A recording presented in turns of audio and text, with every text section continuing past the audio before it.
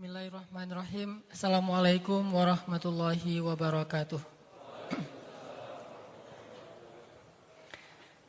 Alhamdulillah, bersyukur kepada Allah Subhanahu wa taala selalu bisa menjadi lebih semangat ngelihat teman-teman sekalian, anak-anak muda yang insya Allah para idolanya bidadari di surga. Dan yang di belakang para idolanya bidadara yang sekarang ada di masjid. Kalau halal ya, kalau nggak halal mah jangan ngidolain. Alhamdulillah, saya malah sebetulnya yang paling beruntung di sini tuh saya. Karena setiap kali hari Rabu, walaupun sering telat, setiap kali hari Rabu itu saya semangat dari pagi, semangat mikirin materi, dan nggak ketemu juga sampai detik ini. Jadi duluan running posternya daripada materinya. Jadi ini kreatif banget nih tim poster, dan kita kasih applause barakallah kepada tim kreatif yang selalu mikirin dalam sepekan tuh 3 kali tayang poster yang macam-macam bentuknya. Saya nggak tahu, jangan-jangan ntar lagi bakalan jadi orang-orang yang botak kali ya, mikirin poster terus ya, luar biasa. Saya aja nggak gitu-gitu amat mikirin materi, tapi selalu telat banget.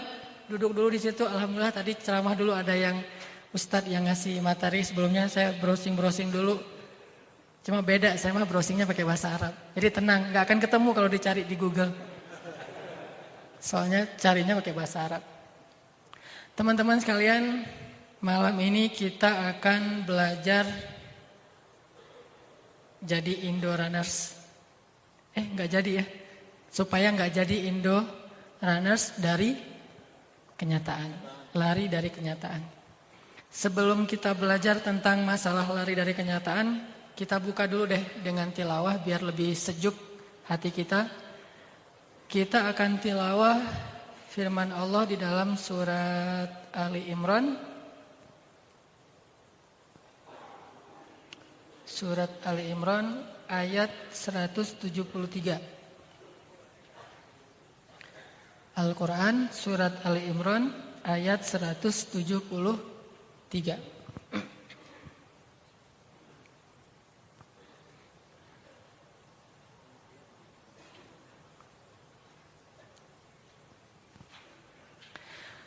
A'udzu billahi minasy syaithanir rajim. Silakan.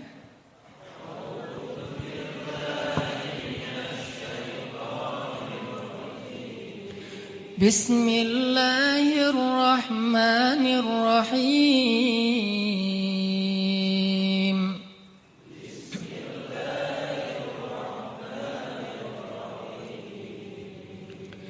الذين قال لهم الناس إن الناس قد جمعوا لكم فاخشوهم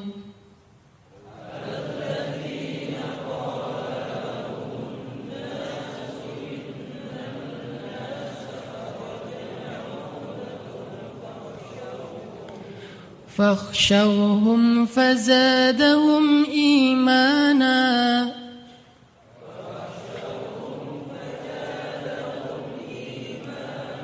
وقالوا حسبنا الله ونعم الوكيل.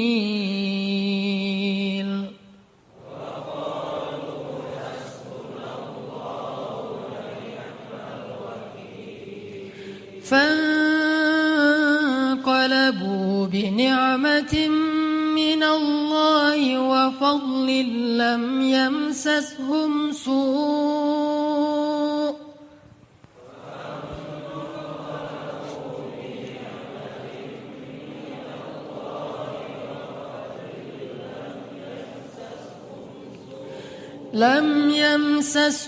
سوء واتبعوا رضوان الله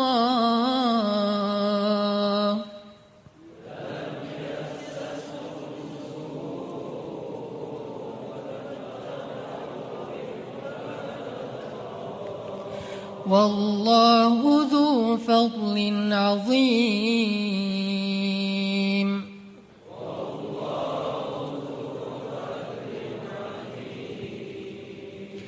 إنما ذلكم الشيطان يخوف أولياءه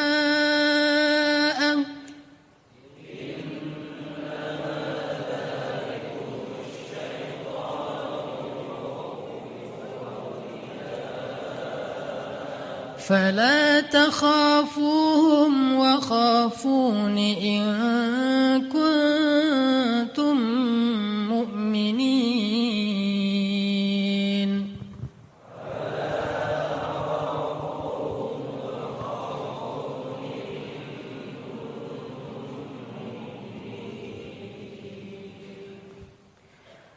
Yaitu orang-orang yang mentaati Allah dan Rasul, yang kepada mereka orang-orang munafik berkata, sesungguhnya kaum kafir itu telah mengumpulkan pasukan yang sangat banyak untuk menyerang kalian, maka takutlah kepada mereka. Maka perkataan itu menambah keimanan orang-orang yang beriman, dan mereka justru menjawab, hasbunallah wa ni'mal wakil. Cukuplah Allah menjadi penolong kami, dan Allah adalah sebaik-baik pelindung. Karena itu mereka kembali dengan nikmat dan karunia yang besar dari Allah. Mereka tidak mendapat bencana apapun. Mereka mengikuti keridhaan Allah, dan Allah memiliki karunia yang amat besar. Sesungguhnya yang menakut-nakuti itu hanyalah syaitan, ingin menggentarkan kalian dengan kawan-kawannya, yaitu orang musyrik. Karena itu janganlah kalian takut kepada mereka, tetapi takutlah kepadaku jika kalian benar-benar orang yang beriman. Shadaqallahul azim. Teman-teman yang dirahmati Allah Subhanahu wa taala, mudah-mudahan kita semakin hari itu semakin akrab, semakin saling kenal, kalau perlu bisa menghafal nama satu dengan yang lain. Makanya insya Allah nanti juga di akhir acara kita akan terus hidupkan budaya salam-salaman. Setiap Rabu kita kenal teman baru, saudara baru, dan saya sangat berharap teman-teman sekalian di sini mengenal saya, sehingga nanti kalau ada di antara teman-teman yang duluan masuk surga, mudah-mudahan dia yang akan menolong kita dari api neraka. Karena yang bersaudara karena Allah di dunia, nanti di akhirat juga akan saling mencari saudaranya. Dan kita nggak tahu dalam satu masjid Istiqomah ini siapa di antara kita yang pertama bakal masuk surga, itu kita nggak tahu. Saya nggak akan bilang dengan sok pede bahwa saya duluan, karena belum tentu. Dan teman-teman di sini mungkin nggak kenal, bisa jadi yang di sebelah teman-teman di sini ada orang yang kalau di sisi Allah dialah yang paling istimewa dan menjadi ahli surga lebih dulu. Mungkin yang menurut kita penampilannya biasa-biasa aja, bisa jadi dia 500 tahun lebih dulu masuk surga dari yang lain. Makanya kita harus kenal orang itu, walaupun kita nggak tahu yang mana orangnya sekarang. Tapi kita harus kenal sebanyak mungkin orang-orang yang insya Allah rajin ke masjid, sehingga nanti di akhirat kita berharap dia yang akan salah satunya nolong kita untuk masuk surga.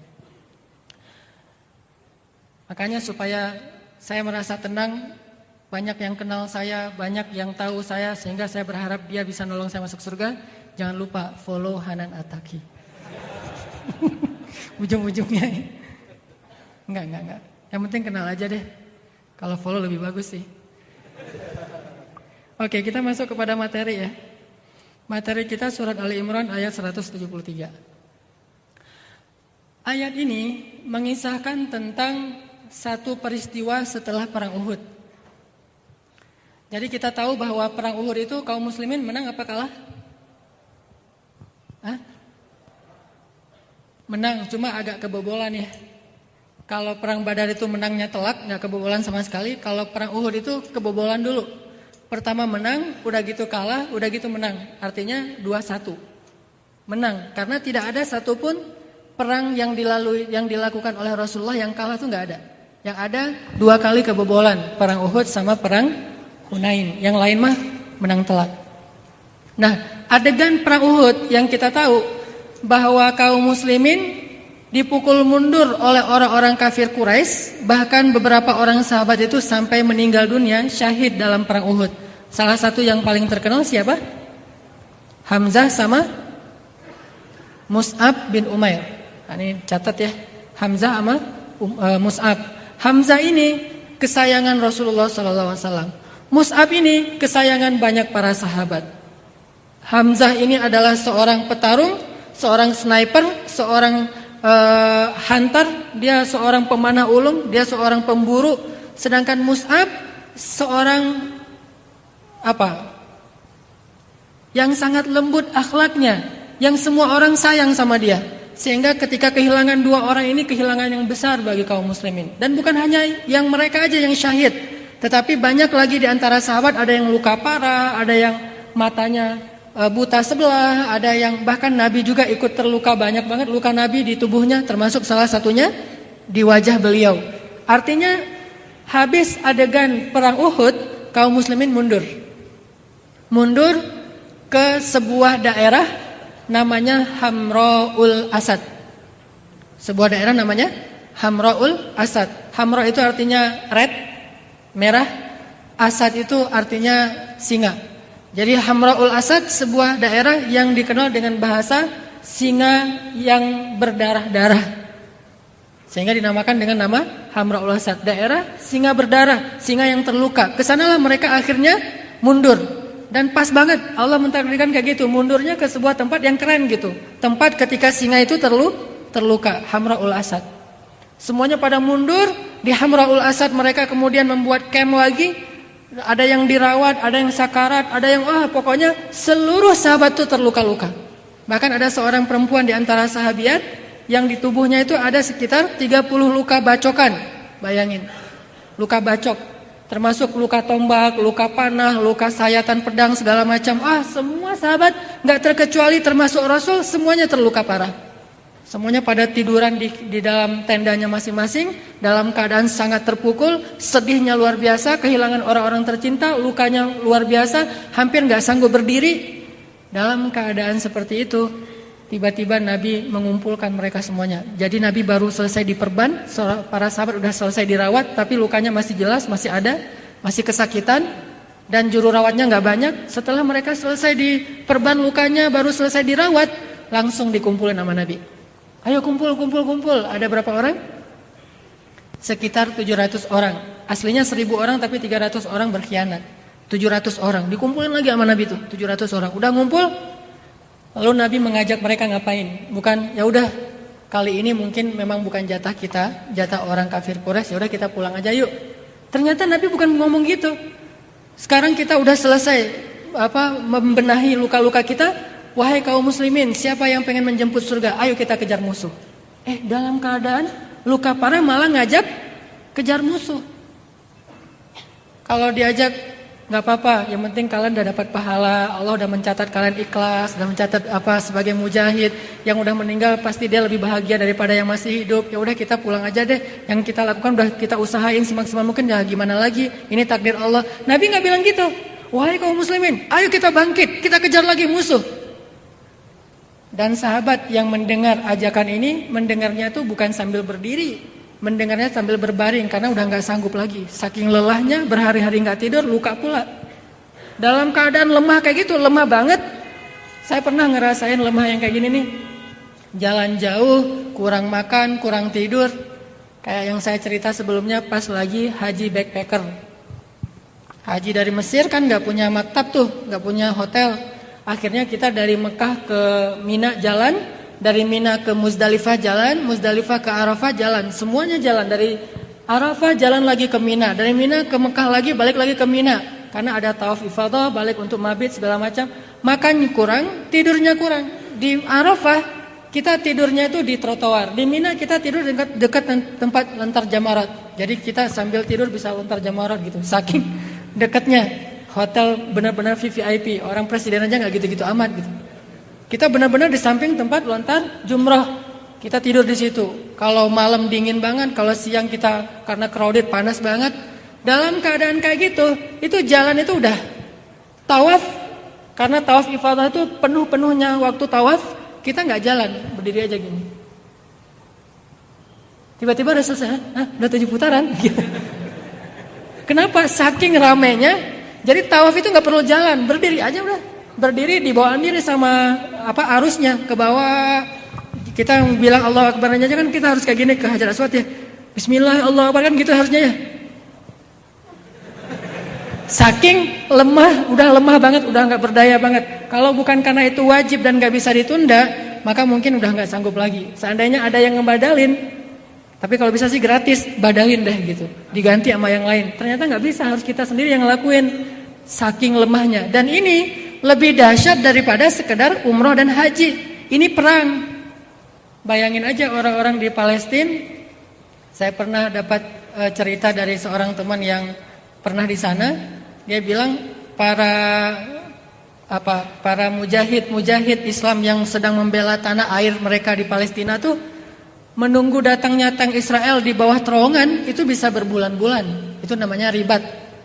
Jadi dalam jihad itu ada sebuah aktivitas namanya ribat. Ribat ini bukan perang, tapi melatih kesabaran. Nungguin aja di dalam terowongan yang kecil, yang orang untuk selonjoran aja nggak bisa, apalagi berbaring. Jadi duduknya itu ngeringkuk gitu di bawah terowongan. Nungguin apa? Nunggu tank musuh lewat untuk diledakin. Jadi dia pasang kayak granat gitu, udah gitu dia nungguin kalau tank musuh lewat baru diledakin. Dan itu entah berapa lama tanknya musuh lewat, bisa berbulan-bulan, bisa berminggu-minggu. Sedangkan makanannya satu hari cuma 1 butir kurma.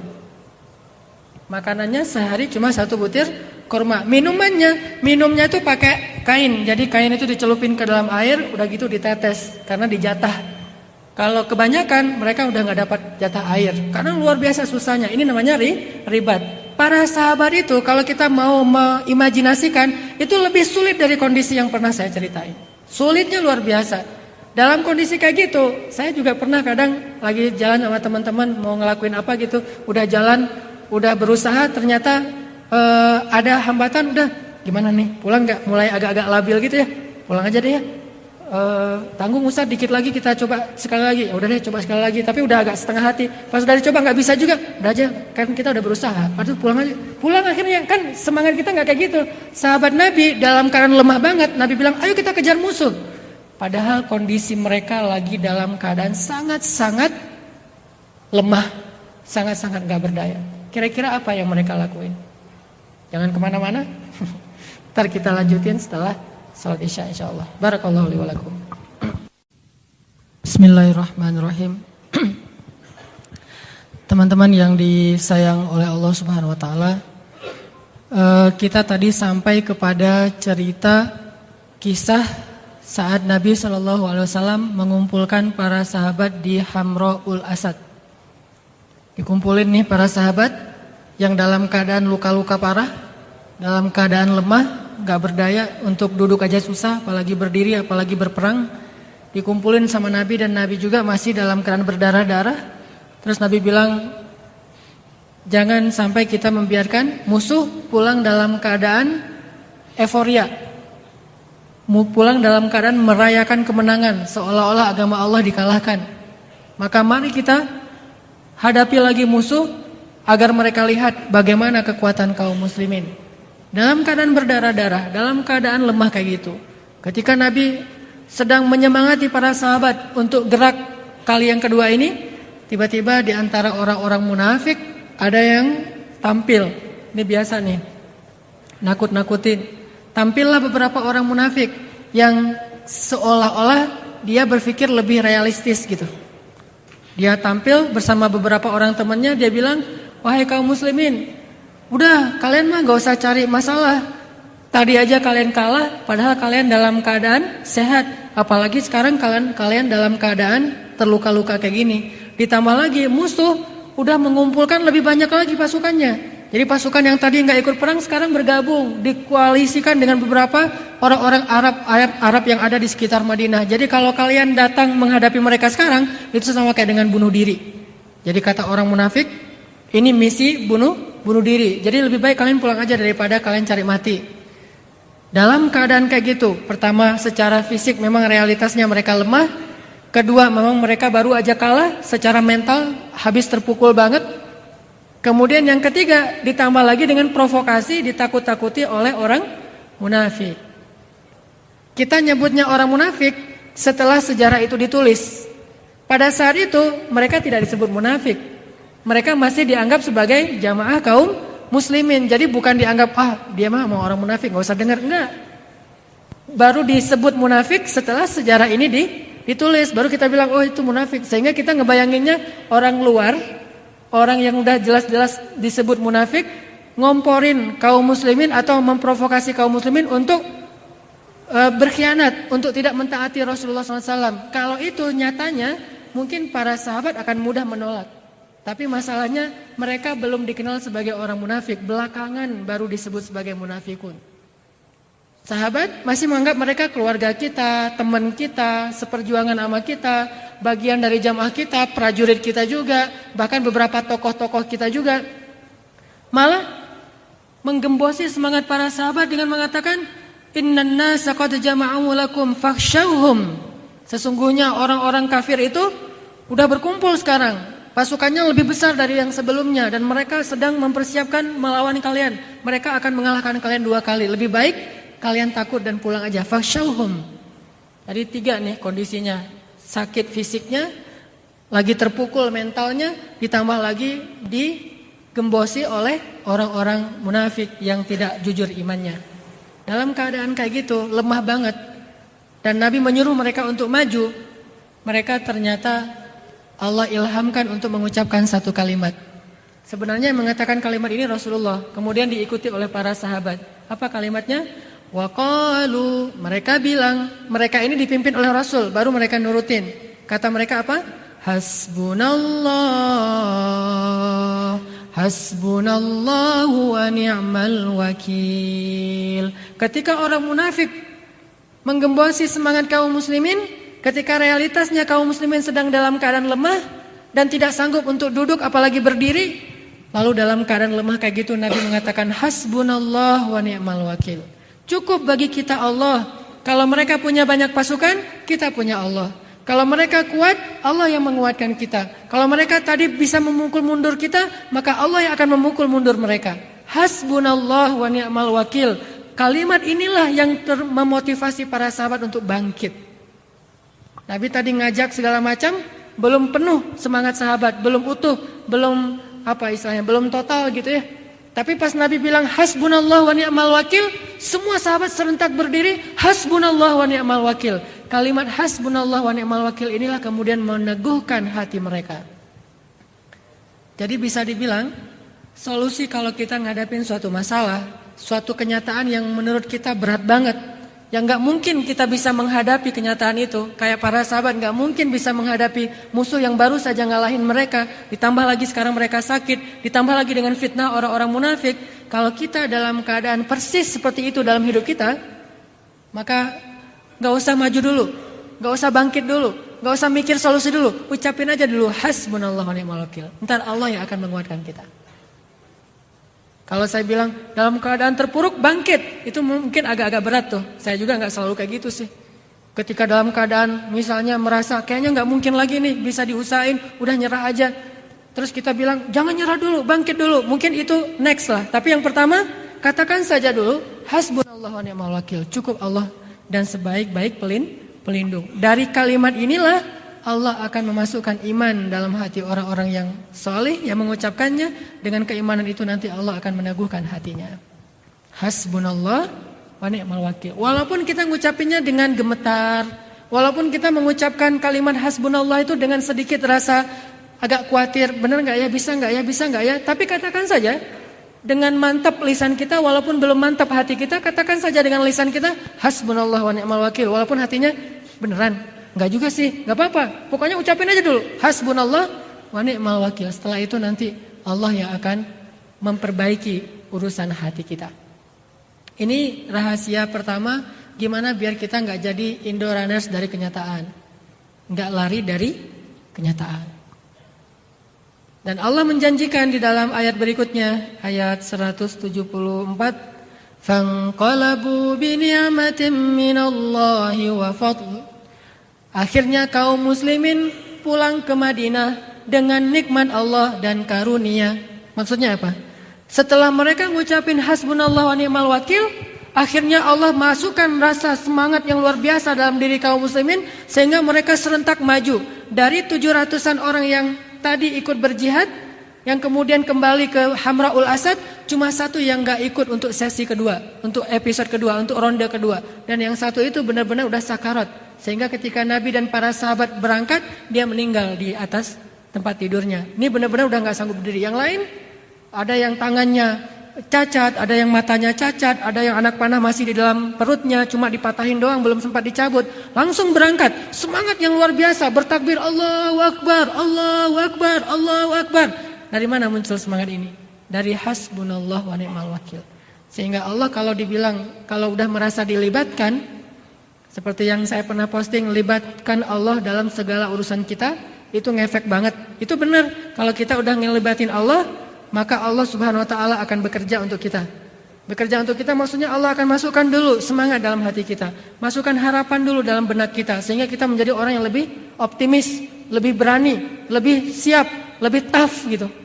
Nah, dalam keadaan kayak gitu para sahabat Allahu Akbar, Allahu Akbar, berangkat nih rame-rame nih.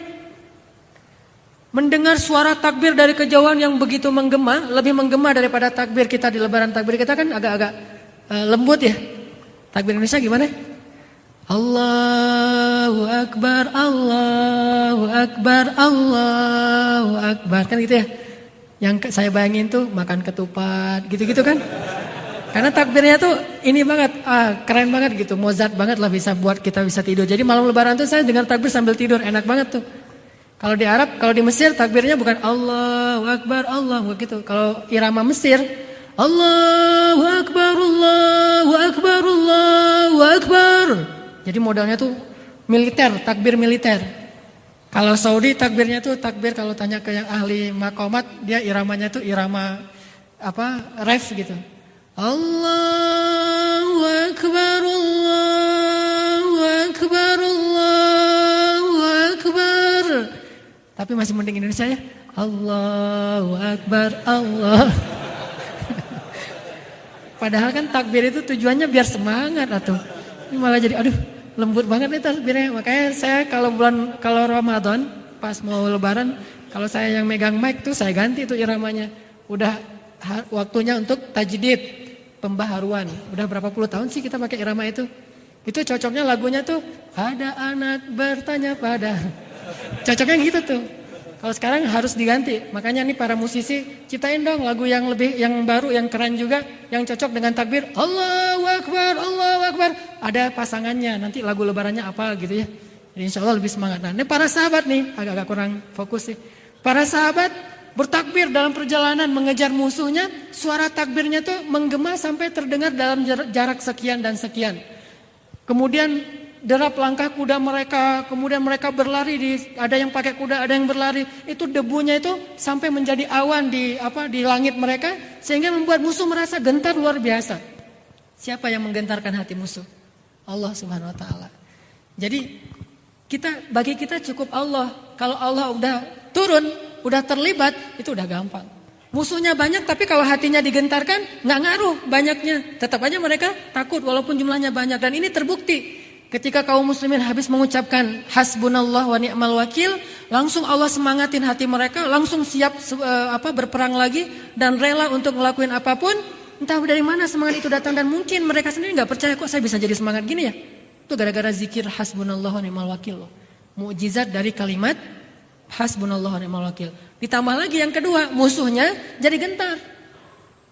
Musuhnya pas dengar suara takbir, melihat awan debu yang diterbangkan dari derap langkah mereka itu, akhirnya Abu Sufyan dan orang-orang yang ada bersamanya mengatakan apa? Kalau tadi aja kita hampir kalah, saat semangat mereka biasa-biasa aja, saat mereka kurang fokus, kita tadi hampir kalah loh. Kalau realitasnya, kalau mau jujur nih, walaupun kita bisa pukul mereka mundur, tapi sebenarnya kita hampir kalah, kata Abu Sufyan. Apalagi sekarang ketika mereka udah bersatu, semangatnya tuh udah bulat, mereka udah siap mati. Jangan cari mati deh. Kali ini kita nggak akan mungkin ngalahin mereka. Akhirnya Abu Sufyan memerintahkan pasukannya mundur semuanya. Mundur, lari, dikejar sama kaum muslimin, mereka lari. Itu yang nggak dicatat dalam sejarah jahiliyah. Pulang ke Mekah seolah-olah mereka bersorak gembira, kami menang, padahal nyatanya mereka saling melirik ke sesama mereka. Kita mah nggak menang sebetulnya. Tadi dikejar lari, yang ngejar orang cacat. Yang ngejar orangnya buta sebelah, yang ngejar orangnya masih ada anak panah, tapi kita lari, benar-benar lari loh. Kaum muslimin ngejar Allahu Akbar kayak ngejar maling gitu. Mereka pada lari, wah takut. Kenapa bisa tiba-tiba jumlah yang lebih banyak? Barusan menang kok malah jadi takut? Allah turun tangan dalam urusan mereka setelah mereka libatkan Allah dengan kalimat hasbunallah wa ni'mal wakil. Gitu juga kita dalam menghadapi hidup. Walaupun yang kita hadapin kadang bukan manusia tapi kenyataan. Yang kita hadapin sebuah kondisi, yang kita hadapin sebuah musibah. Tetapi minimal Allah akan menggentarkan musuh yang selalu nakut-nakutin kita, yang membuat kita nggak berani tampil, yang membuat kita nggak berani melanjutkan hidup kita. Dan musuh itu adalah a'udzubillahi minasyaitonir rajim. Syaitan minal jinnati wan nas. Syaitan dari jin dan dari jenis manusia. Gitu.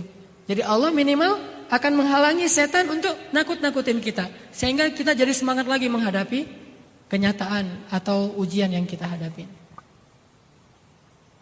Saya yakin semua teman-teman pernah diuji dengan ujian yang kadang sampai membuat kita berpikir kayaknya nggak mungkin saya keluar dari masalah ini. Kadang kita sampai ke kondisi yang kayak gitu.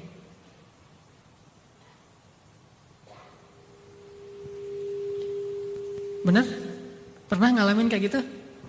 Ngerasa, aduh, nggak mungkin nih saya kayaknya bisa dapat jalan keluar nih, udah terlalu berat nih, ini di luar kemampuan saya nih dan segala macam.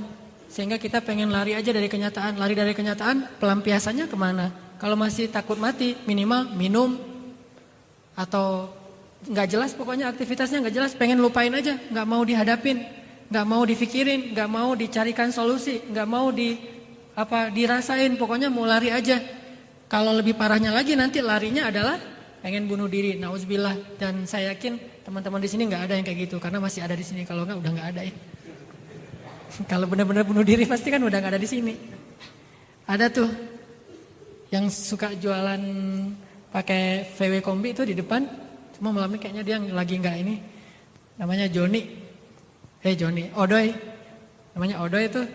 Dia pernah cerita, ini ada nggak Odoy orangnya? Nggak ada. Wah, dia ketika ada masalah besar, masalah finansial, karena dia merasa udah nggak punya lagi. Gimana nih solusinya, udah gelap, udah mentok gitu. Larinya kemana? Larinya ke mistik. Kata dia, semua dukun dari ujung Pulau Jawa ke ujung Pulau Jawa sana, udah saya datangin semuanya deh. Udah saya coba satu-satu ke dukun A, dukun B, dukun C, baik yang gak masuk TV atau yang sekarang ada di TV. Saya cobain tuh semua satu-satu, dukun-dukunnya. Pengen cari solusi ke para dukun. Mbah, dia ceritain ketika kita lagi berkemah, ceritain satu demi satu usaha dia datang ke dukun mencari solusi, ternyata gak ngefek, malah habis nambah masalah gitu. Uangnya habis, karena kan ada mahar ya. Maharnya itu mahal lah gitu. Udah gitu maharnya ngutang pula. Kan nambah hutang berarti kan. Dan terus aja kayak gitu terus. Ini menunjukkan bahwa kita gak bisa lari dari Allah. Karena masalah itu Allah yang ngasih. Disebabkan oleh kesalahan kita. Dan solusinya juga hanya ada di sisi Allah. Jadi mau lari kemana itu gak akan nyelesain masalah. Satu-satunya tempat kita berlari dan bisa nyelesain masalah cuma lari ke Allah. Fafirru ilallah.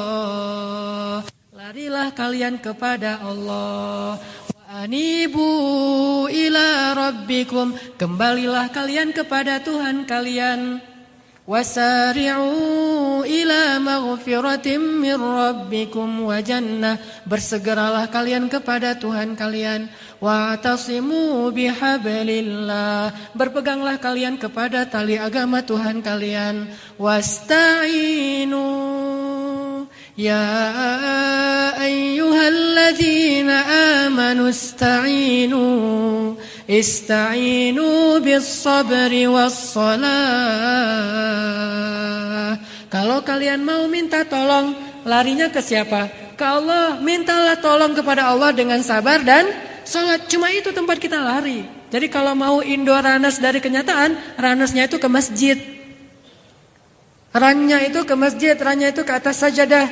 Sampai ada istilah kemarin dari teman-teman, kalau tidak ada pundak tempat bersandar, maka masih ada sajadah tempat bersujud. Dan itu selalu ada. Udah aja runnya, larinya. Kalau kita pengen lari dari kenyataan, larilah kepada pemilik solusi, yaitu Allah. Salah satu caranya selain sholat, hasbiyallah wa ni'mal wakil. Katakan itu dulu, kemudian berwudu, sholat. Nah itu benar-benar ngefek tuh, ngefek banget. Tapi kita harus paham ya, cara Allah menyelesaikan masalah kita. Kadang-kadang udah diselesaikan sama Allah, kita bilang belum. Ada dua cara Allah ngasih solusi terhadap seorang hamba. Cara pertama, kita bilang hasbunallah wa ni'mal wakil, kita sholat, kita berdoa, kita sujud panjang, tiba-tiba dapat berita masalah kita beres. Bisa kayak gitu. Ketika kita sakit, tiba-tiba langsung mendingan, lebih baik, jadi sehat gitu. Ketika kita berhutang, tiba-tiba ada yang ngebayarin. Ketika kita lapar, tiba-tiba kita bisa dapat makanan dan seterusnya. Bisa jadi solusinya adalah selesai masalah kita. Tetapi ada yang lebih keren dari ini. Ada yang lebih mantap lagi nih. Apa solusinya? Kadang Allah tidak menyelesaikan masalah itu sekaligus. Tetapi Allah menguatkan hati hambanya menghadapi masalah itu. Dan inilah solusi terbaik. Kadang Allah kalau mau nolong seorang hamba, kalau hambanya biasa-biasa aja, Allah tolong dengan dikasih solusi. Ini nih solusi, kamu selesai dari masalah kamu. Bisa kayak gitu. Tapi cara yang kedua, ini cara untuk orang yang lebih Allah cintai nih. Kalau yang dikasih solusi dicintai, cuma nggak banget. Kalau yang banget dicintai banget, yang istimewa banget di sisi Allah, Allah nggak akan langsung ngasih solusi. Tetapi Allah akan menguatkan hatinya menghadapi masalah itu. Makanya Nabi Ayub nggak pas sakit kan Nabi tuh. Nabi kan kalau ada masalah langsung ditolong Allah kan, dan dia kekasih Allah pula. Pas Nabi Ayub sakit, nggak langsung besoknya sembuh, kan enak tuh. Ternyata enggak, Allah kuatkan hatinya menghadapi sakit selama 17 tahun. Nggak pernah mengeluh sama sekali, dan itulah pertolongan Allah untuk Ayub. Sehingga setelah dia melewati masa yang panjang itu dengan kesabaran dan ketabahan, nggak pernah mengeluh. Justru yang Allah sediakan untuk dia nanti jauh lebih istimewa daripada diberikan solusi di awal. Makanya kadang ada dua cara, tapi kita yakin salah satu ini akan ngefek pada kita atau dua-duanya. Kalau kita hasbunallah wa ni'mal wakil, kalau kita sholat, kalau kita tawakal kepada Allah, wa ufawwidu amri ilallah, saya serahin masalah saya kepada Allah. Satu, mungkin Allah akan menyelesaikan masalah kita segera. Dua, dan ini mudah-mudahan juga bisa kita rasain, Allah nggak nyelesain masalah kita, tetapi dikuatkan kita ngadapin masalah. Nggak langsung misalnya ada masalah dengan pasangan. Kan ada tips, ini tips saya sebagai yang udah nikah. Kalau udah nikah tuh tetap ada masalah, jangan berpikir udah nikah nggak ada masalah, banyak. Masalahnya sama aja, tetap ada, cuma mungkin insya Allah Allah lebih membantu karena udah dalam kondisi yang halal. Ada masalah nih dengan pasangan. Kan tipsnya kalau lagi ada masalah sama pasangan, sholat ya. Kayak Nabi kalau lagi masalah dengan istrinya, beliau ke masjid sholat. Nah saya juga gitu. Kalau Ali bin Abi Thalib ke masjid sholat terus tidur di tanah sampai kepalanya berdebu. Cuma saya nggak tidur di tanah, ke masjid aja gitu, tidur di lantai yang kayu kayak gini.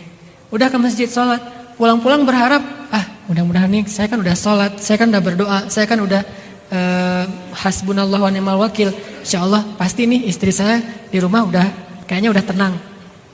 Pasti istri saya di rumah nih kayaknya udah senyum-senyum lagi nih. Pasti dia kangen nih sama saya nih, GR gitu ya. Datang nih pulang ke rumah dengan PD-nya udah sholat segala macam. Pas datang ngetok-ngetok pintu, ternyata pintu nggak dikunci. Pas kita buka, ternyata isi rumah udah kosong, dia udah pulang kampung gitu. Berarti lebih parah lagi kan? Kalau tadi masih mending serumah cuma beda kamar. Kalau sekarang dia diam-diam udah pulang kampung aja, udah dikemasin semua barang-barang udah pergi. Hah? Saya ditinggalin, teganya kan gitu. Nah artinya ini mungkin jadi tambah masalah. Kok saya udah sholat tapi masalah saya nambah? Kayak tadi misalnya ada masalah dengan bisnis, ternyata habis sholat nambah lagi masalah yang lain, nggak berhenti-berhenti. Mungkin di pekerjaan kita udah bermasalah, pulang ke rumah karena istri kita tahu bahwa kita punya masalah bisnis, akhirnya dia juga ngomel-ngomel, dia ngeluh misalnya, nambah lagi, terus anak-anak kita juga sakit, nambah terus. Mungkin masalah kita nggak langsung selesai. Tapi ada cara lain Allah menolong kita, ditolong hati kita, dikuatkan hati kita. Pas kita lihat kenyataan kayak gitu, kita jadi makin ngulangin la haula wala quwata illa billah, makin dekat sama Allah, makin mudah menangis ketika sholat, makin bisa bangun malam, kan itu pertolongan dari Allah. Kalau Allah nggak nolong kayak gitu, mungkin kita selamanya nggak pernah bangun malam, selamanya nggak pernah sholat ke masjid, selamanya nggak pernah bisa lebih hijrah, lebih baik, lebih soleh, lebih taat. Justru karena Allah pengen kita taat terus, Allah nggak mau menghilangkan masalah kita, dibiarin aja dulu masalahnya. Tapi yang ditolong hatinya, itu berarti Allah lebih sayang kepada kita. Jadi jangan suudzon dulu sama Allah. Berarti Allah lebih sayang sama kita. Nah, akhirnya para sahabat Nabi setelah musuhnya dikejar dan lari kocar-kacir gitu, maka fangqalabu di ayat 174 mereka kembali. Para sahabat kata Nabi, ya udah kalau gitu kita kembali. Nah, ini kalau mereka kembali kali ini Allah ridho. Kembali dalam keadaan gagah, bukan pengecut, bukan lari, tetapi kembali karena pasukan musuh udah kocar-kacir.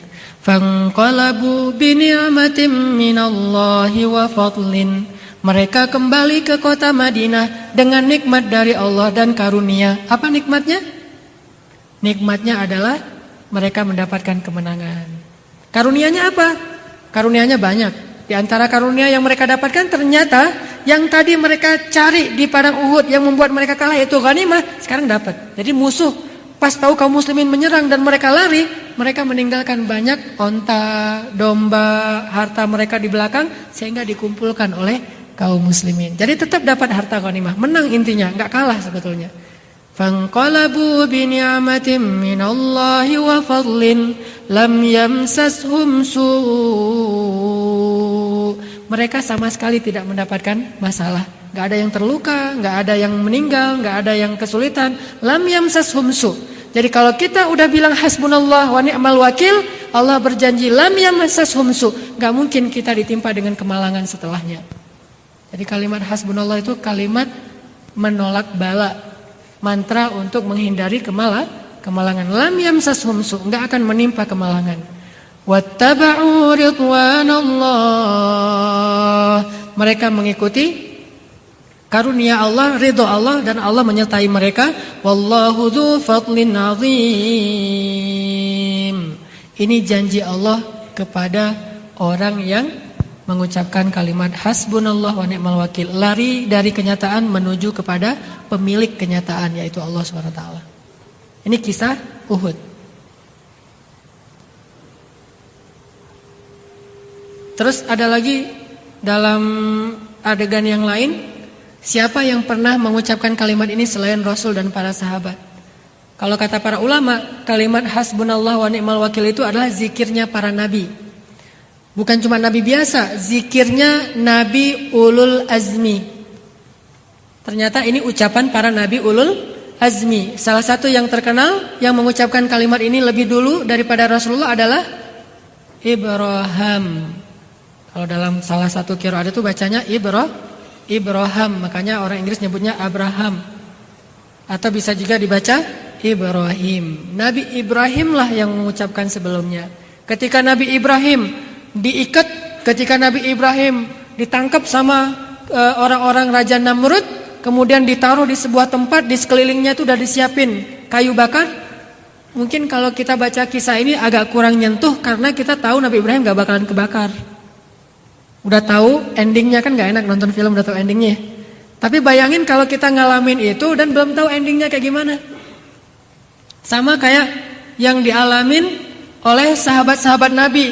Siapa sahabat Nabi yang pernah mengalami sama seperti Ibrahim dibakar sampai jadi nama makanan? Kebab, khabab. Jadi nama makanan ya, kebab ya. Kan dibakar tuh. Nah, ada sahabat Nabi namanya, biar ini saya bilang gini biar gampang ingatnya, Khabbab bin Ars. Khabbab bin Ars ini sahabat Nabi yang sangat-sangat penyabar, sama dengan Bilal, cuma enggak terkenal Bilal, dan dia itu lebih pintar dari Bilal. Dia hafiz Al-Quran, dia penghafal Al-Quran, periwayat Al-Quran, lebih banyak ilmunya daripada Bilal. Cuma Bilal karena muazin, karena dia perform terus, mungkin dia lebih terkenal secara selebritinya lebih nyelep gitu. Tapi kalau Khabbab bin Ars ini sebetulnya soleh banget. Dia dibakar hidup-hidup loh, sampai kayu bakar dan api itu padam dengan lendir dan cairan yang keluar dari kulitnya Khabbab. Kan kalau dibakar itu kan keluar cairan tuh, kayak lemak-lemak itu. Sampai padam apinya dan kayu bakarnya gara-gara lemak-lemak yang keluar dari kulitnya Khabbab. Dibakar hidup-hidup. Tapi nggak dibiarkan sampai mati. Kalau udah mau mati dikeluarin dulu. Udah agak-agak dingin dipanasin lagi. Terus aja gitu, kayak orang mau ada yang beli dipanasin, ntar dimatiin dulu, panasin. Kayak gitu. Khabbab bin Ars dalam keadaan dibakar kayak gitu hidup-hidup. Nabi datang kepada Khabbab dan mengatakan, "Ya Khabbab, ucapkanlah apa yang diucapkan kakek kita Ibrahim. Mudah-mudahan Allah akan menjadikan api itu bardan, sejuk seperti yang pernah Allah lakukan kepada Ibrahim." Akhirnya dalam keadaan dibakar Khabbabnya, Khabbab mengatakan hasbiyallah wa ni'mal wakil, hasbiyallah wa ni'mal wakil, sambil menjerit, sambil mengatakan hasbiyallah wa ni'mal wakil. Apakah apinya menjadi sejuk? Tidak.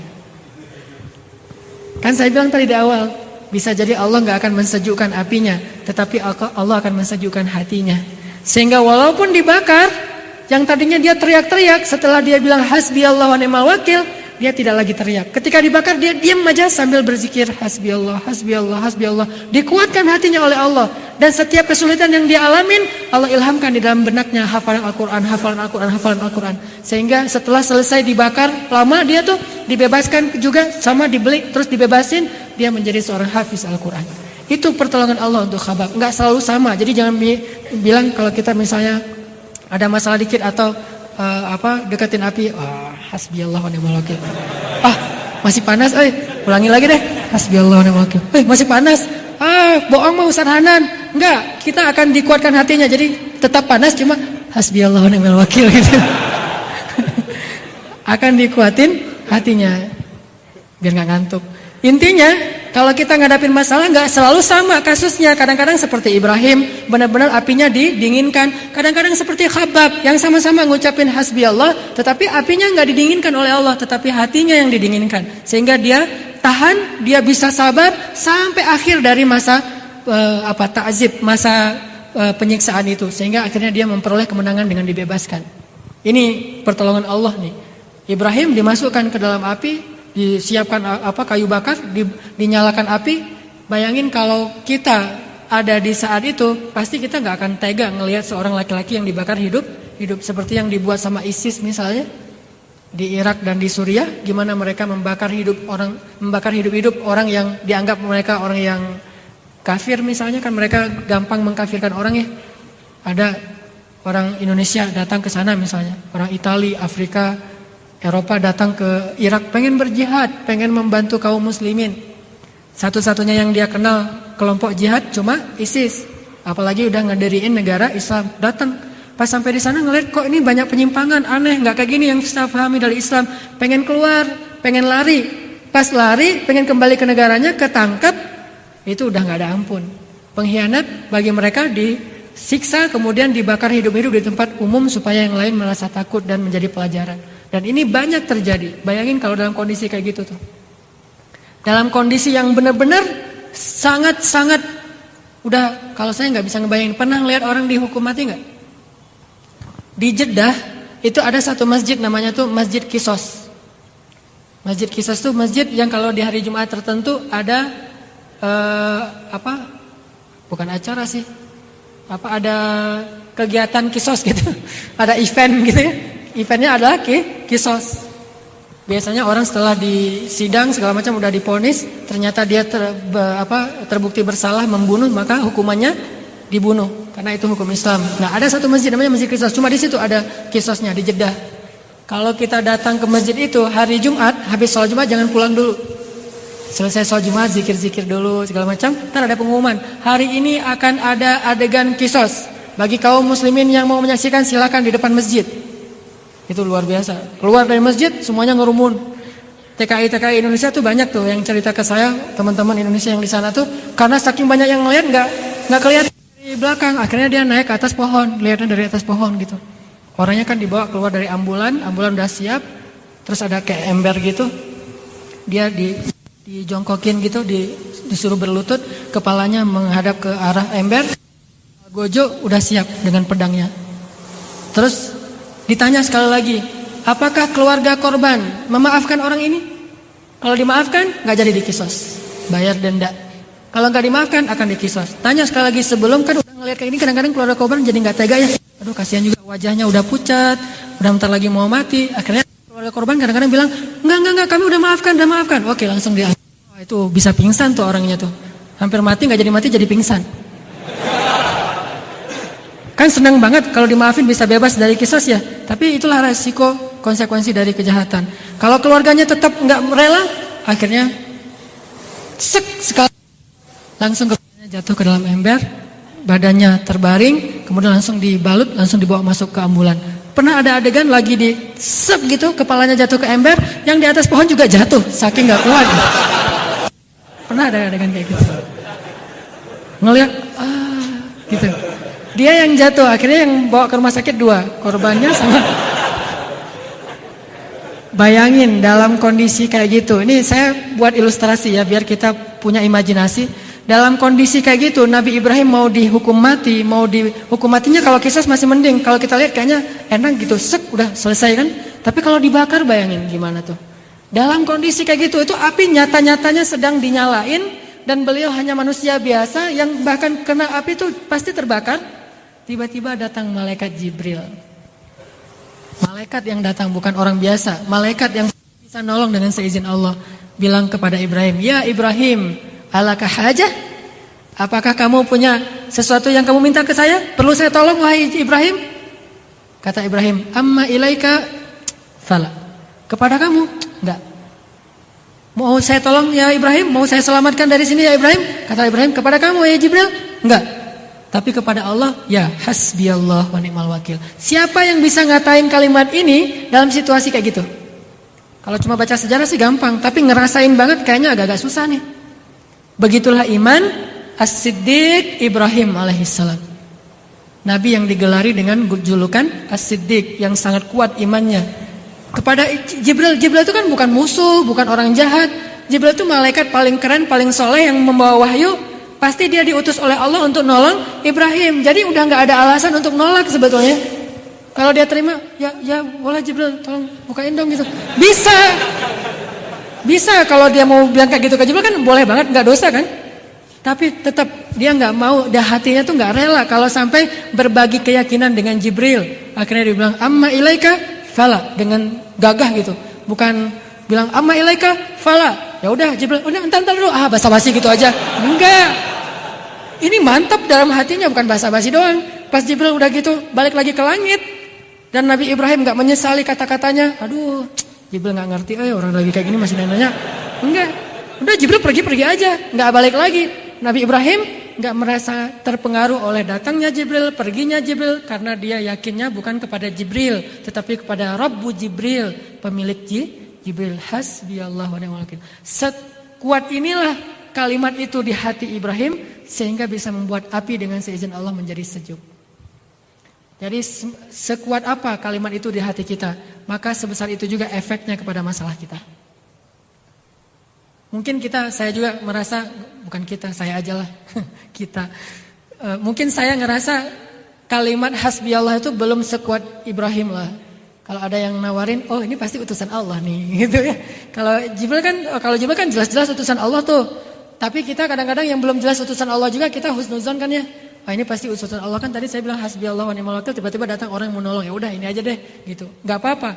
Mungkin hati kita belum sekuat Ibrahim, tetapi minimal nih kekuatan yang paling lemah di hati kita itu ketika kita bilang hasbiyallah wa ni'mal wakil, kita mau solusi asalkan itu diridhoi oleh Allah.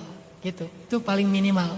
Kalau sampai kita mengambil segala solusi terserah diridhoi enggak diridhoi, berarti kita sebetulnya enggak hasbiyallah wa ni'mal wakil, itu mah cuma basa-basi. Standar minimal yang ukuran orang awam, ketika kita bilang hasbiyallah wa ni'mal wakil, hasbiyallah wa ni'mal wakil. Lalu ada yang nawarin, ini nih ada solusi ini dengan cara yang menurut kita syubhat atau haram. Enggak deh, hasbiyallah wa ni'mal wakil. Itu standar iman kita. Kalau kita bisa kayak gitu, Allah akan datangkan yang cara yang halal, cara yang lebih baik untuk menyelesaikan urusan kita. Jadi sekualitas apa, sekuat apa kata-kata hasbiyallah di hati kita, sebesar itu juga efeknya dalam masalah kita. Siapa lagi yang pernah ngucapin kalimat ini? Walaupun dengan kalimat yang sedikit berbeda teksnya, tetapi intinya sama, hanya cukup Allah saja. Aisyah radhiyallahu anha. Ketika Aisyah difitnah selingkuh dengan seorang sahabat yang ganteng, yang soleh, namanya siapa? Sofwan bin Mu'attal. Udah ada yang tahu cerita ini? Yang udah pernah dengar cerita ini coba angkat tangan, punten. Yang udah pernah dengar cerita fitnah terhadap Aisyah? Oh, berarti banyak yang belum ya. Saya ceritain lagi. Jadi Rasul dengan sahabat waktu itu dalam suatu perjalanan pulang bawa istrinya Aisyah. Di tengah jalan Aisyah itu minta izin kepada, kan kalau istri Nabi kalau ikut bersama Nabi itu ditandu, pakai tandu gitu ditandu. Nah pas udah di rest area, Aisyah maaf kebelet pengen ke belakang. Nah minta izinlah kepada pengawalnya. Tunggu ya, saya mau ke belakang dulu. Pergi dia ke belakang menyelesaikan hajatnya. Ternyata pas dia kembali, dia raba-raba dadanya, ternyata kalungnya jatuh. Kalung pemberian ibunya Aisyah di hari pernikahannya dengan Rasulullah. Kenangan, memang gak mahal tapi ada kenangannya, ada cerita. Jatuh, akhirnya dia bilang ke Rasul, ya Rasulullah kalung saya jatuh, tapi udah dicari-cari gak nemu. Sementara Rasulullah mau berangkat, akhirnya ditunda gak jadi berangkat. Udah kalau gitu kita cari kalung Aisyah dulu. Gak jadi berangkat ya sahabat? Ya Rasul gak jadi berangkat. Bermalam di situ demi mencari kalung Aisyah. Nyari, nemu. Pas udah ketemu, udah terlanjur malam, udah bermalam aja. Paginya karena mereka bermalam di situ dan di situ bukan tempat yang ada sumber air, mereka kehabisan air, tidak dapat air untuk berwudu. Akhirnya mereka mulai mengeluh, nih gimana kita sholat subuh nih nggak ada air nih, pasti gara-gara Aisyah nih, gara-gara kehilangan kalung kita jadi kejebak di sini. Mulai nyalahin Aisyah. Ternyata gara-gara mereka nyalahin Aisyah, Allah membela Aisyah karena cintanya Allah kepada Aisyah. Tiba-tiba turun ayat, kalau kalian ingin sholat tetapi tidak punya air, maka bertayamumlah. Itu asal muasal adanya syariat tayamum gara-gara Aisyah. Langsung para sahabat semangat, Allah Akbar, Allah Akbar. Ternyata gara-gara Aisyah kita jadi dapat keringanan dalam wudhu, yaitu dengan cara tayamum. Udah tayamum, sholat subuh, lanjut perjalanan. Udah lama jalan, capek, siangnya, sorenya berhenti lagi. Berhenti, Aisyah namanya orang udah di rest area kan biasanya suka ke toilet gitu. Sama ke toilet lagi. Ke toilet balik, jatuh lagi tuh kalau mungkin centelannya tuh emang udah longgar, jatuh. Lapor lagi ke Rasul. Akhirnya Rasulullah nyuruh lagi para sahabat nyari. Mulai lagi kehambat gara-gara itu. Berangkat lagi. Di kali yang ketiga, rest area lagi, Aisyah ke toilet lagi, jatuh lagi. Kali ini Aisyah udah gak enak hati mau ngasih tahu ke Rasul. Masa 3 kali ngasih tahu terus 3 kali berhenti gara-gara Aisyah. Akhirnya diam-diam Aisyah nyari sendiri. Gak ngasih tahu ke Rasul, gak lapor, nyari sendiri. Lama lagi nyari-nyari kalung. Rasul nganggap Aisyah gak ada masalah. Akhirnya berangkatlah kafilah jihadnya. Dan Aisyah tertinggal. Pengawalnya nggak tahu, soalnya Aisyah itu orangnya langsing, kurus, keren. Ini hadis lainnya, pelajaran lainnya tuh cewek yang mau ngikut berarti harus jaga badan. Aisyah itu kurus, keren, energik. Dari mana saya tahu Aisyah energik? Dia lomba lari sama Rasul, Rasul kalah. Berarti kan energik. Dulu mungkin lomba lari, kalau sekarang mungkin main skate atau sepedaan, gitu-gitu. Jadi energik gitu, orangnya badannya pas, gak terlalu gemuk, gak terlalu kurus juga, pas banget. Nah Aisyah itu kurus, saking kurusnya para pengawal yang mengangkat tandu itu gak bisa ngebedain ada orang di dalam tandu apa gak ada, sama aja lebih berat tandunya daripada orangnya. Jadi pas ngangkat tandu gak mikir kalau Aisyah gak ada karena sama aja beratnya. Ternyata Aisyah ketinggalan. Pas Aisyah balik ke tempat tandunya gak ada orang sama sekali, akhirnya Aisyah baru sadar bahwa dia tertinggal rombongan. Duduklah dia di samping sebuah batu, duduk nungguin. Pasti Rasul kalau nanti ngeh pasti akan balik menjemput dia. Nah Rasul setiap perjalanan pasti mengutus seorang sahabat jadi juru nyisir gitu, yang menyisir di belakang. Takut ada barang ketinggalan orang yang tersesat. Namanya Sofwan, cowok ganteng di antara sahabat Nabi. Masih jomblo juga Sofwan ini. Nah dia di belakang. Pas dia nyisir dapat ke area itu ngelihat perempuan lagi duduk di sebelah batu. Oh ini mungkin rombongan Rasul ketinggalan. Dideketin, pas dideketin ternyata Aisyah. Nah pas dari dekat ngelihat itu Aisyah, Sofwan langsung tarajuk. Tarajuk itu ngucapin innalillahi wa inna ilaihi raji'un. Salah ya? Lihat cewek cantik, innalillahi wa inna ilaihi raji'un. Ini teladannya ya. Jadi kalau ngelihat cewek cantik, innalillahi wa inna ilaihi raji'un. Ada yang like kita gitu. Pas kita lihat yang like siapa? Oh, cewek nih di PP-nya tuh bagus. Jadi kepo ngelihat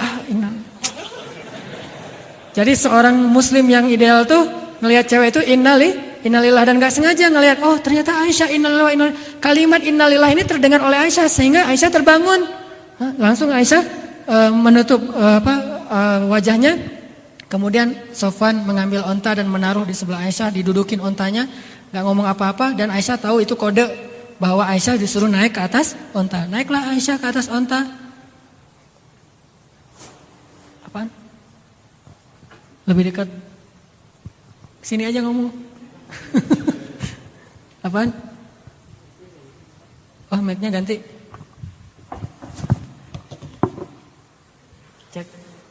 Cek. Sampai di mana?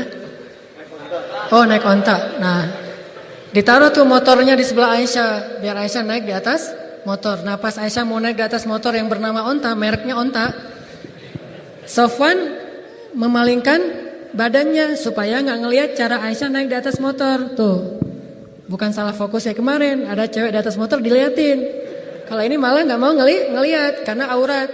Akhirnya Aisyah naik, kira-kira waktu 1 menit 2 menit udah naik di atas motor, di atas onta, diambil onta tali kekangnya onta dibawa sama Sofwan. Sofwan jalan, Aisyah di atas onta, jalan aja.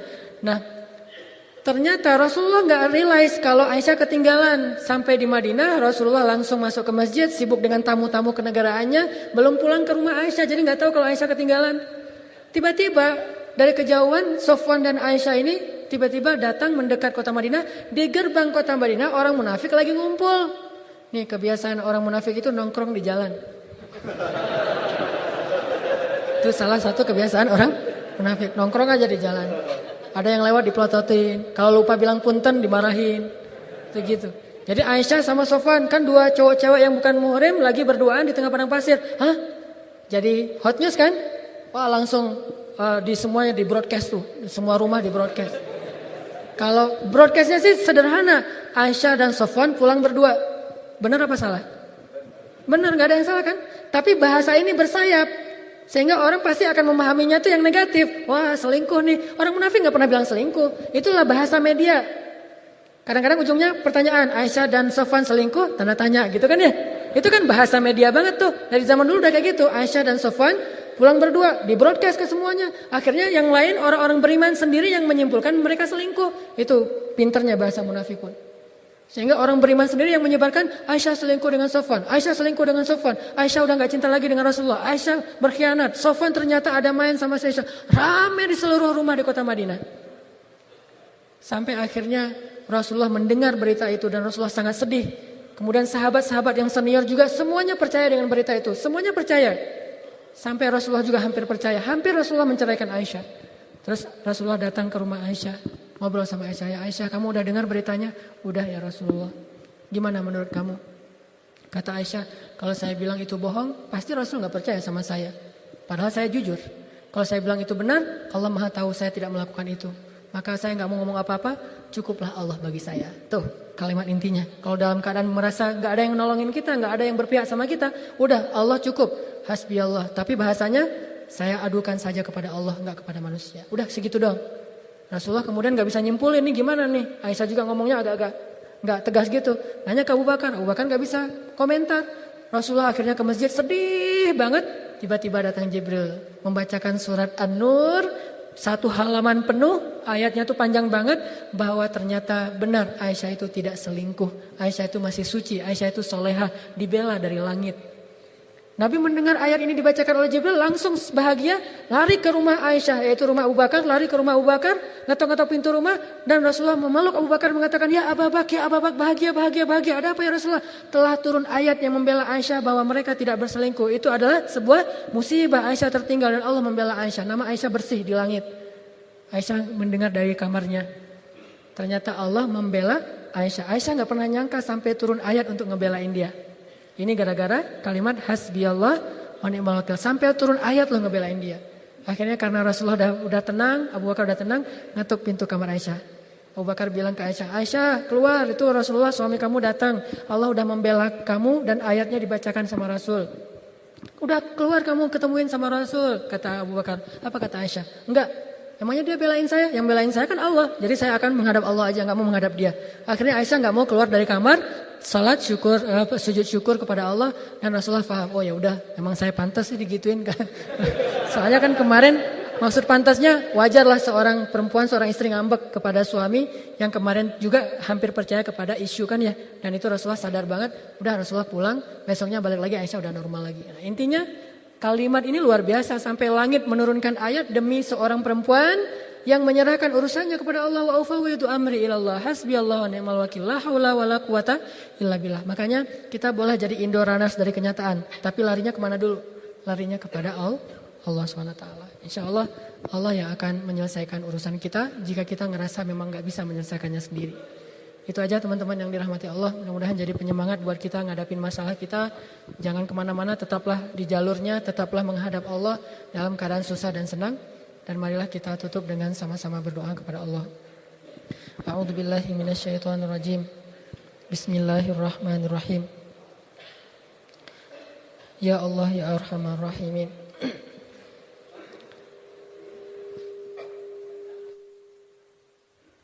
Wahai Tuhan yang menciptakan alam semesta, yang telah menjadikan bumi terhampar dengan keindahannya dan telah menjadikan langit tinggi dengan kemegahannya. Ya Allah yang maha besar, ya Allah yang maha agung, ya Allah yang maha kuasa atas segala sesuatu. Tidak ada yang tidak mungkin bagimu ya Allah. Tidak ada yang mustahil bagimu ya Allah. Tidak ada yang sulit bagimu ya Allah. Tidak ada yang berat bagimu ya Allah. Jika Engkau telah berkehendak, maka segalanya bisa terjadi. Hanya dengan kata-kata kun, maka Engkau mengubah segalanya semaumu ya Allah. Engkau yang pernah menciptakan alam semesta dari tiada menjadi ada. Engkau juga yang nanti akan meniadakan kembali segala sesuatu yang saat ini ada. Engkau yang telah menjadikan bintang-bintang, planet dan segala sesuatu yang ada di alam semesta ini begitu luar biasanya. Dan semua itu Engkau jadikan dengan mudah bagimu tanpa ada sedikit pun kesusahan. Engkau juga menciptakan kami satu generasi ke generasi yang lain. Engkau munculkan satu generasi di bumi lalu Engkau binasakan. Engkau munculkan lagi generasi berikutnya Engkau binasakan. Engkau munculkan lagi generasi berikutnya dan Engkau hilangkan. Engkau maha kuasa atas segala sesuatu. Engkau yang menghidupkan, Engkau juga yang mematikan. Engkau yang memelihara alam semesta. Engkau yang maha hidup dan tidak pernah lelah, tidak pernah mengantuk dan tidak pernah tidur. La ta'khudhuhu sinatu wa la naum. Engkau yang maha kuasa atas segala sesuatu. Wa huwa ala kulli syai'in qadir. Engkaulah yang menjaga bumi dan langit ini. Wa la ya'uduhu hifdhuhuma. Tidak pernah lelah menjaganya. Ya Allah, Engkau yang maha sibuk mengurus hamba-Mu. Kulla yaumin huwa fi sya'n. Yang semua hamba-hamba-Mu membutuhkan-Mu dan meminta segala hajat mereka kepadamu, tetapi sedikit pun tidak menyulitkan-Mu ya Allah. Ya Arhamar Rahimin, kami sadar betul dan kami yakin betul tentang kebesaran dan keagungan-Mu ya Allah. Tidak ada yang menandingi kebesaran dan keagungan-Mu itu ya Allah. Tidak ada yang sama dengan kekuasaan-Mu ya Allah. Tidak ada yang sama tinggi dan apalagi lebih tinggi dari-Mu ya Allah. Tidak ada yang lebih luas rahmatnya daripada rahmat-Mu ya Allah. Tidak ada yang lebih besar kasih sayangnya daripada kasih sayang-Mu ya Allah. Bahkan seorang ibu pun tidak bisa mengalahkan kasih sayang-Mu terhadap anaknya ya Allah.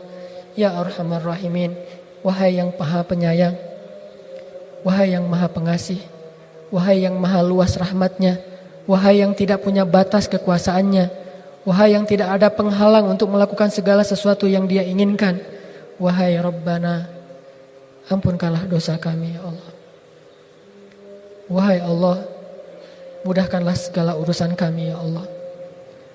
Sungguh, jika Engkau tidak terlibat dalam menyelesaikan urusan kami, tidak ada satupun yang bisa menyelesaikan urusan itu. Jika Engkau memberi kami kesulitan, tidak ada yang bisa memberi kami kemudahan dan jalan keluar kecuali Engkau ya Allah. Jika Engkau memberikan kami beban, tidak ada yang bisa menurunkannya menjadi ringan dari pundak kami kecuali Engkau ya Allah. Jika Engkau telah memberi penyakit, tidak ada yang bisa menyembuhkan penyakit itu kecuali Engkau ya Allah. Jika Engkau membiarkan seseorang lapar, tidak ada yang bisa memberinya makan dan menjadi kenyang kecuali Engkau ya Allah. Jika Engkau melihat sebuah negeri kering kerontang, tidak ada yang bisa memberi air kepada negeri itu kecuali Engkau ya Allah. Engkau menurunkan air dari langit dan mengeluarkan air dari bumi. Ya Arhamar Rahimin, yang maha kuasa atas segala sesuatu. Apa sulitnya bagimu menyelesaikan hajat dan urusan kami ya Allah? Tidak ada yang sulit bagimu sama sekali ya Allah. Tidak ada yang sulit bagimu untuk mencari jalan keluar bagi masalah-masalah yang kami hadapi ya Allah.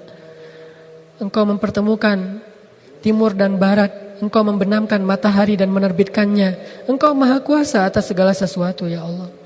Tidak ada yang sulit bagimu ya Allah. Jika Engkau berkenan, maka Engkau akan mempertemukan seorang laki-laki dengan perempuan yang menjadi istri suaminya, yang menjadi pasangannya, walaupun tidak ada satupun yang pernah mengira bahwa mereka akan berjodoh. Engkau maha kuasa atas segala sesuatu ya Allah. Semua kami punya hajat. Dan kami di sini datang karena kami tahu dan kami yakin tidak akan bisa kami mendapatkan hajat-hajat itu kecuali jika kami meminta kepadamu. Kepada siapa kami memohon perlindungan dan pertolongan kecuali kepada Engkau ya Allah.